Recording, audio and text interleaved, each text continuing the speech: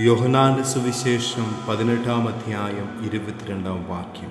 അവനത് പറഞ്ഞപ്പോൾ അടുത്തു നിന്നിരുന്ന സേവകന്മാരിൽ ഒരുവൻ, ഇങ്ങനെയാണോ പ്രധാന പുരോഹിതനോട് മറുപടി പറയുന്നത് എന്ന് ചോദിച്ചുകൊണ്ട് യേശുവിനെ അടിച്ചു.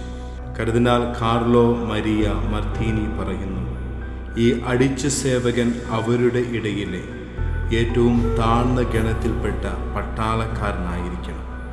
അവൻ്റെ മുതിർന്ന ഗണത്തിൽപ്പെട്ട പട്ടാളക്കാരിൽ നിന്നോ അധികാരികളിൽ നിന്നോ ഒത്തിരി മുറിവുകൾ കിട്ടിയവനാകാം. പലപ്പോഴും മേലധികാരികൾ അധിക്ഷേപിക്കും, തല്ലും, ഇടമുറിയാതെ പണിയെടുപ്പിക്കും. മുന്നിൽ നിൽക്കുന്ന ഈശോ ഒന്നും ചെയ്യില്ല എന്ന ഒറ്റ ഉറപ്പിന്മേലാണ് ആ സേവകൻ ഈശോയോട് അങ്ങനെ പെരുമാറിയത്.